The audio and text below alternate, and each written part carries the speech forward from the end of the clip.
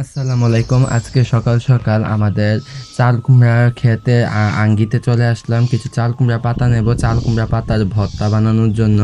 তো দিনটা ভীষণ পরিষ্কার আর সুন্দর, চারিদিকটা যেহেতু ভালোই আছে, তাই ভাবলাম আপনাদের সাথে ভিডিওটা শেয়ার করি। চাল কুমড়া পাতার ভর্তা কীভাবে বানাতে হয় আর আপনারা সেটাও দেখে ফেলবেন। তাছাড়া আমার একটি শর্ট ভিডিও আসবে চাল কুমড়া পাতার ভর্তার উপরে, অবশ্যই কিন্তু আপনারা সেটা দেখবেন। তো দেখুন, প্রথমেই আগাটা ওইদিকে চলে যাচ্ছিলো, তাই এটাকে এদিকে করে দিলাম, কারণ ওইদিকে তো আর বাইবার জন্য কোনো জায়গা নেই, তাই এদিকে থেকে মুখটা ওদিকে ফিরিয়ে দিলাম, যেহেতু ওইটা এখন ওইদিকে চলে যাবে।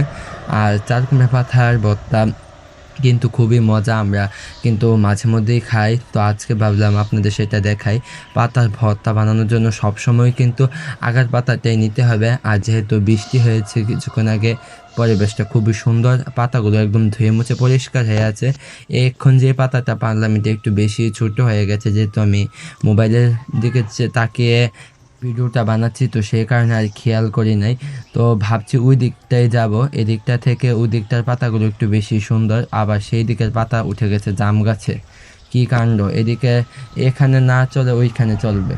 তো প্রথমে সুন্দর করে আগের মতনই ওইদিকে এসে এগুলোর পাতাগুলোকে কেটে নিচ্ছি, চাকু দিয়ে কাটছি। আপনার কাঁচি দিয়ে কাটার ইচ্ছা ছিল, তো পরে ভাবলাম যে না, যেহেতু ভিডিও বানাচ্ছি এক হাতে, তাই চাকু দিয়েই কাটি। আর গাছটাতে কিন্তু মাশাআল্লাহ ফুলও চলে এসেছে, খুব সুন্দরভাবে বড় হচ্ছে, ফলও আসছে, মানে চাল কুমড়াও ধরবে আর কি।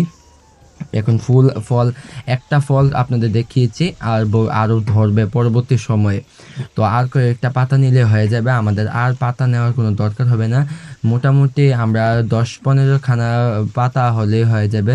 তো দেখি আর কয়েকটা নিব, পাতা খুঁজে খুঁজে নিচ্ছি। আর পাতার উপরের সাইড পিছনের সাইড কিন্তু ভালো করে দেখে নিচ্ছি, পোকামাকড় থাকলে কিন্তু এগুলো আর হবে না।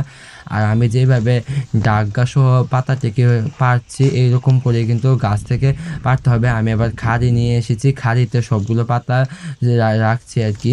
তো ব্যাস, সারবে, আর লাগবে না, এটুকুই হয়ে যাবে ভর্তা বানানোর জন্য।